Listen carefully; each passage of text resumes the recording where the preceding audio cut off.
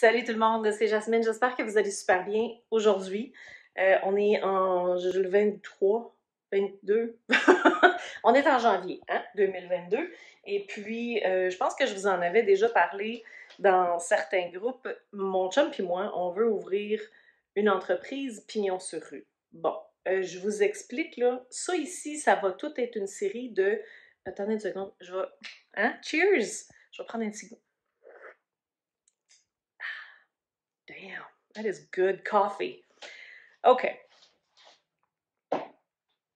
Fait que le but dans ces vidéos-là, ça va être de vous montrer comment on fait pour démarrer une entreprise pignon sur rue avec pas de capital. Bon, la première chose à savoir, c'est que c'est un café. Un café multifonctionnel. Il va peut-être avoir quelques affaires. On est encore en train de travailler sur le plan. On a fait des sondages. Venir jusqu'à date, ça semble très prometteur. Mais il faut y aller mollo parce qu'on n'a pas de capital. Donc, ça veut dire quoi, ça? Ça veut dire que cette série ici, ça va tout vous montrer comment notre processus évolue, quelles acquisitions on fait, avec quel genre de financement. Puis les financements, by the way, ça vient tout de nous autres. C'est mon chum avec sa job, mon entreprise Beau Soleil Média, puis notre entreprise conjointe d'hydroensemencement à l'été qui finance cet autre projet-là. Fait que c'est quelque chose, là. J'espère que ça va vous aider dans vos propres affaires. Puis en attendant, je vous montre un petit peu ce qu'on a déjà fait. Alright, ça fait que là, ce que je vais vous montrer, c'est notre place. En fait, ce qu'on a fait, c'est qu'on a fait l'acquisition l'année passée, en septembre 2021, d'une propriété. Cette propriété-là, c'est une maison à 2 étages, sur un coin de rue dans un village, avec une partie anciennement qui était une salle de réception, puis des garages en dessous de la salle de réception. Pour l'instant, c'est du rangement entièrement, fait que, puis parce qu'il y a des rénovations à faire, beaucoup de rénovations à faire. Puis encore une fois, ben, cet investissement-là, ça sort de nous autres, mais je veux vous montrer la bâtisse en arrière, la vue que je regarde maintenant. Puis ça va vous donner une idée, puis je vais vous montrer des photos par la suite. Attendez une seconde, je vais revirer ma caméra de bord là, pour que vous puissiez voir. Fait que ça, c'est notre magnifique bâtisse commerciale en arrière. OK? Ça veut dire que tout ça ici, tout ce que vous voyez là, c'est 2800 pieds carrés, give or take. Et ça part du coin ici, parce que ça ici, c'est une cuisine qu'il y a là-dedans. Ça part du coin ici, puis ça s'en va jusqu'au bout de là-bas. Il y a une entrée à l'extérieur là-bas. Fait qu'on va aller à l'ordi, puis je vais vous montrer des photos de ce qu'il y a à l'intérieur, puis après ça, nos plans. Ici, ce que vous pouvez voir, c'est vraiment la salle, le bar, et ensuite une autre, évidemment, direction de la salle. Fait que comme vous pouvez voir, il y a de la réno à faire. Il y a du ménage à faire, il y a de la peinture, il faut faire le plancher, puis il faut décorer toute la patente, hein? Parce que c'est big. Bon, puis désuet aussi. Fait qu'on va être en train de faire tout ça pendant les prochains mois. Mais en attendant, je vais vous montrer l'idée de où ça partit tout ça. Alors, la première chose, c'est que moi, j'avais voulu avoir de restaurants et des choses comme ça, mais un café, ça m'a toujours parlé. Je pense que j'avais 20 ans quand la première fois, je me suis dit « Oh, j'aimerais tellement ça, avoir un café multifonctionnel où les gens peuvent venir jaser, échanger et tout ça. » Et ça a comme été mis un peu sur le back burner parce que j'avais pas le temps, j'avais les enfants, j'avais pas le temps, j'avais pas les finances, j'avais pas l'endroit. Puis évidemment, pour louer un local, c'est dispendieux. On le sait tout avec la pandémie, là, le nombre de personnes qui n'arrivent plus à joindre les deux bouts juste à cause des locations puis des frais fixes qu'ils ont à payer. Fait qu'on voulait pas de ça, mon chum puis moi. Puis en faisant l'acquisition de ça ici, mais ça élimine ces trucs-là parce qu'on le paye déjà avec notre maison. Alors ça, c'était la première affaire. Là, fait que ça fait quand même au-dessus de 25 ans que je pense avoir un café. Hein? Fait que des fois, les rêves, c'est un petit peu long avant que ça se concrétise, mais quand ça se concrétise, attention, messieurs, mesdames!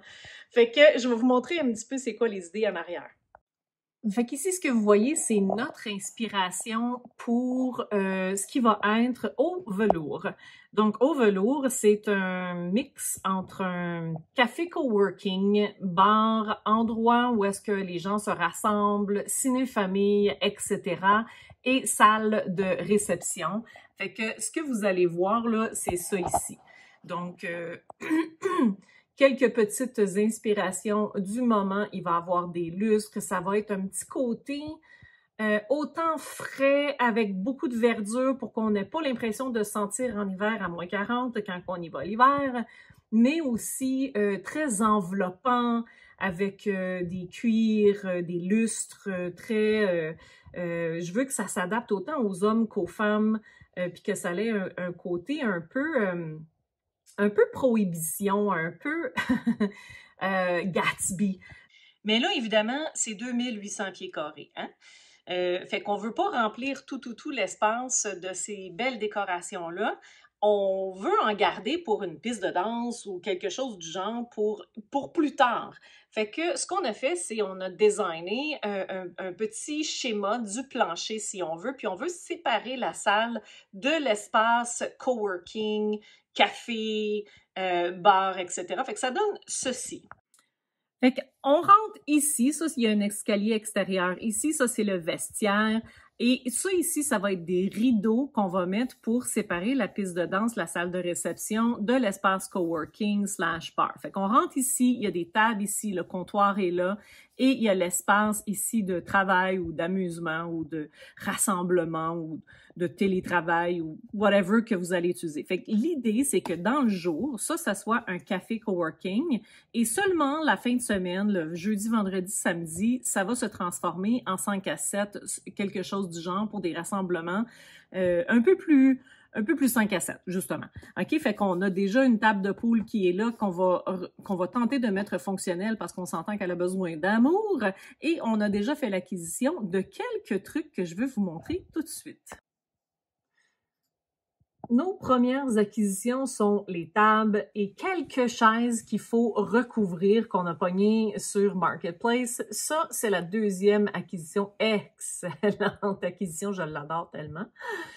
Et on en a trouvé deux comme ceci, vraiment, vraiment pas cher, mais il a fallu aller dans une tempête pour aller les chercher. Ça aussi, ça va faire partie de décoration du bar qu'on a trouvé sur Marketplace. Et ce magnifique divan antique des années 1930 également. Toutes ces acquisitions-là, on les a payées de nos poches. On est rendu à, je sais pas, peut-être 600-700$ de quoi de même d'acquisition comme ça. Évidemment, on essaie d'économiser le plus possible, donc on est constamment sur Marketplace en train de chercher des trucs vraiment pas chers pour qu'on puisse combler l'espace, bien décorer l'espace, pour bien recevoir les gens qui vont vouloir venir voir de quoi ça a l'air, puis aussi que ce soit spécial. Tu sais, quand les gens vont dans des nouveaux endroits, souvent c'est parce que il y a quelque chose qui les attire, soit la nourriture. Vu qu'on ne fait pas de nourriture, ben, ça va être le décor puis l'ambiance. Fait que travailler dans un décor chaleureux, où est-ce qu'on peut s'asseoir dans des divans comme ça, c'est cool en tabarnouche. OK? Fait que ça, c'est juste le début. Fait que suivez-moi, faites-moi un like si vous aimez ce genre de vidéos-là. Suivez nos vidéos. Éventuellement, mon chum va apparaître quelque part. Et puis, au fil du temps qu'on avance dans ce projet-là, je vais vous montrer où on est rendu dans notre élaboration de ce beau projet-là. La prochaine étape, c'est les permis, le plan d'affaires, toutes ces affaires-là qu'il faut vérifier. Fait que je vous tiens au courant. Et puis, si c'est quelque chose qui vous intéresse, comme je vous ai dit, abonnez-vous. On va vous dire comment est-ce qu'on fait pour se démerder financièrement avec un méga gros projet comme ça. All right, ciao. Prenez soin de vous autres.